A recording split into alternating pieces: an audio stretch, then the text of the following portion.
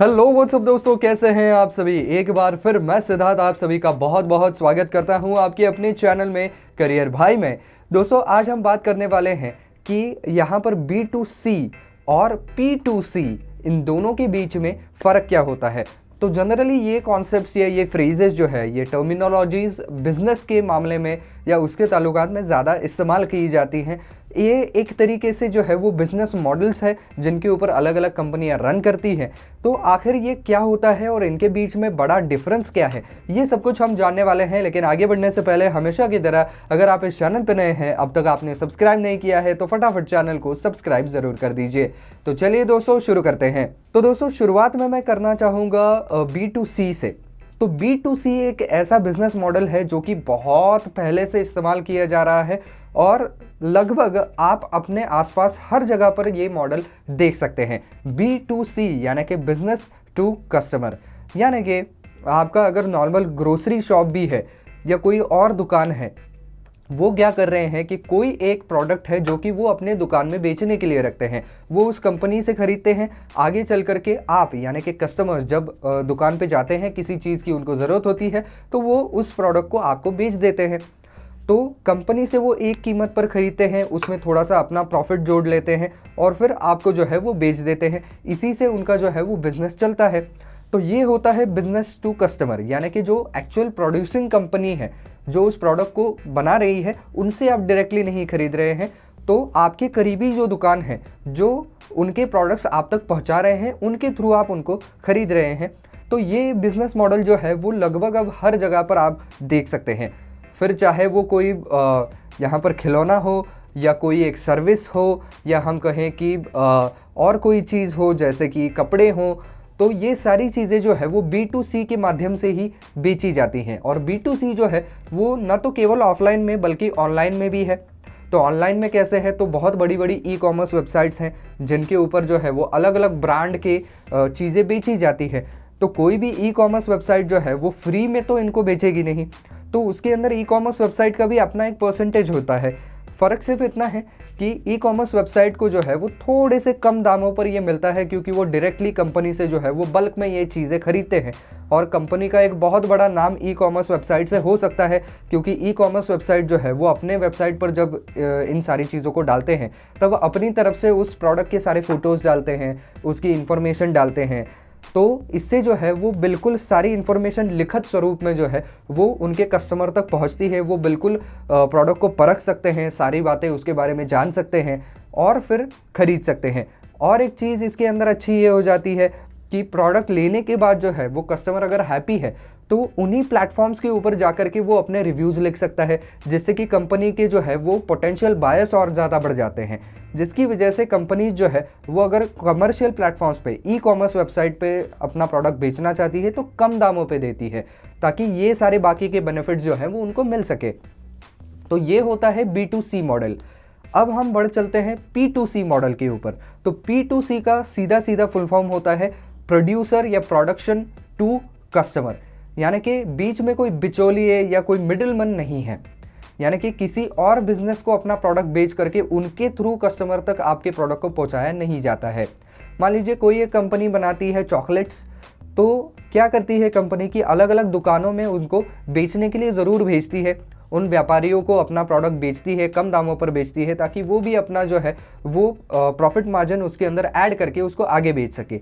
लेकिन कंपनी अपना भी एक खुद का स्टोर बना करके रखती है या कंपनी का फैक्ट्री का आउटलेट बना करके रखती है, ताकि जितना उनका प्रोडक्शन कॉस्ट है उसमें थोड़ा सा मिनिमल अपना मार्जिन ऐड करके वो कम दामों पर उसको बेच सके। और तब क्या होता है कि कस्टमर डायरेक्टली आपकी दुकान पर आ रहा है या अपने फैक्ट्री आउटलेट के ऊपर आ रहा है और प्रोडक्ट को ले रहा है, तो आप डायरेक्टली अपने कस्टमर के साथ जुड़ रहे हैं।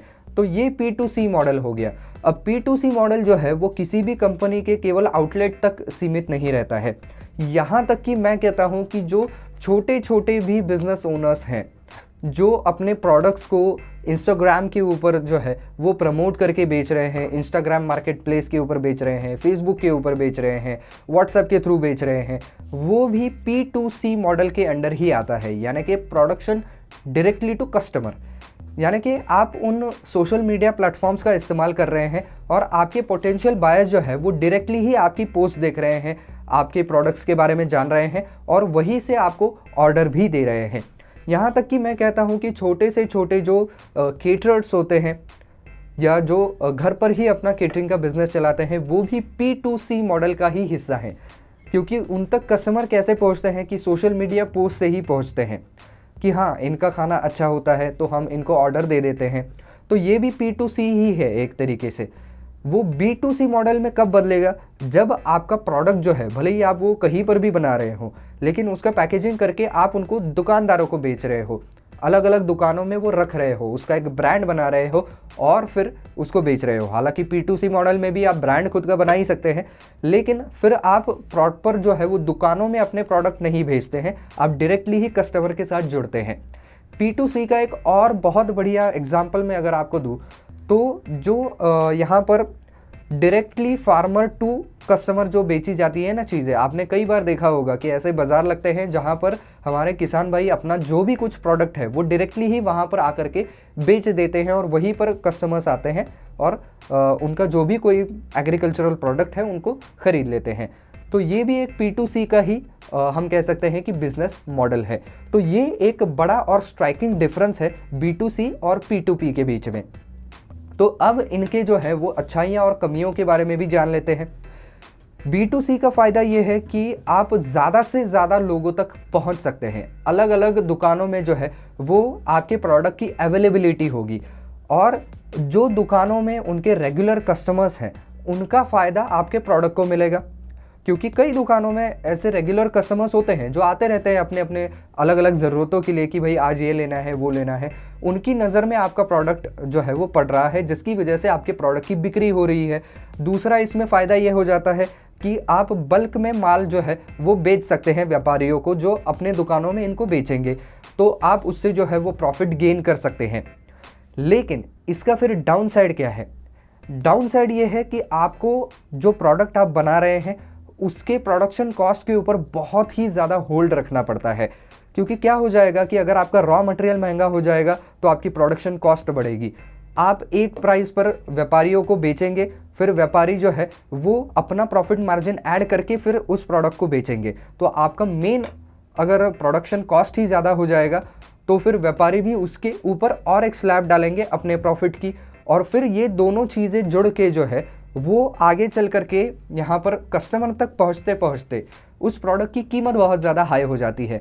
क्योंकि कोई भी कंपनी जो है वो जितना उनका प्रोडक्शन कॉस्ट है उसी भाव टू भाव नहीं बेचती है, उसके ऊपर वो उनका भी अपना कुछ तो वहाँ पर प्रॉफिट होना चाहिए, वरना तो कंपनी घाटे में चले जाएगी।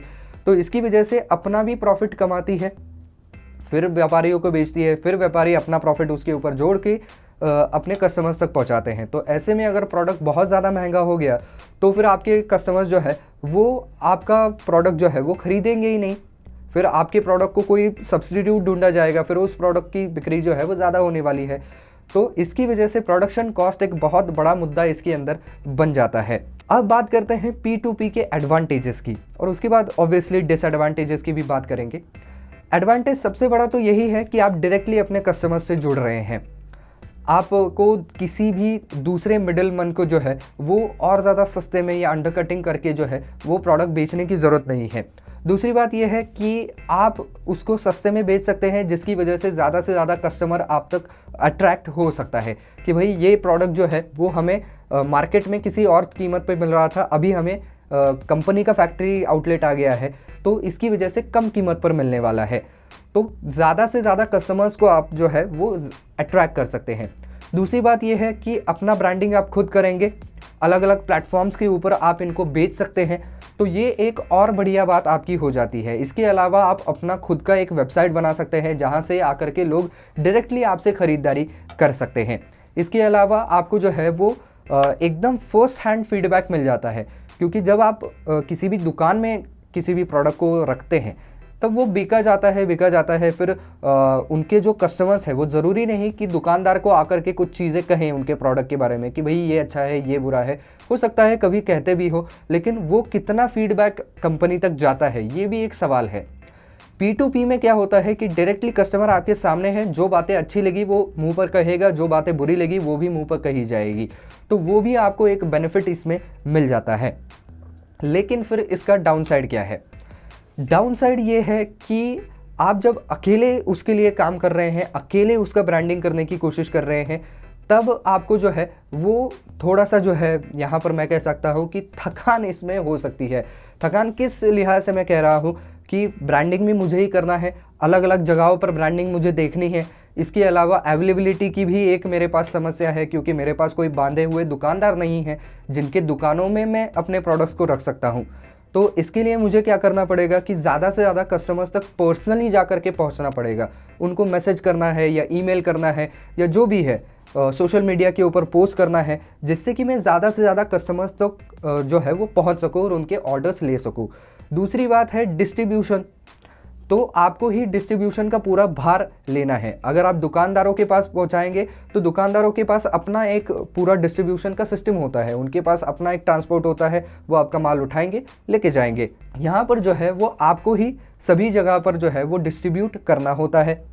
इसके अलावा क्या है कि अवेलेबिलिटी का, जैसा मैंने पहले कहा कि एक बड़ा इशू हो सकता है। अगर आपको आपका प्रोडक्ट पैन इंडिया पहुंचाना है, पूरे देश में पहुंचाना है, तो इसके लिए भी आप ही को पूरा एक चेन बनाना पड़ेगा। तो ये P2P में थोड़ा सा जो है वो आपको स्ट्रगल करना पड़ सकता है। या आपको अगर ब्रांड के स्टोर्स खुलने हैं तो भी उसके अंदर आपको खुद को इन्वेस्ट करना पड़ता है आपके ब्रांड के स्टोर्स खोलने के लिए।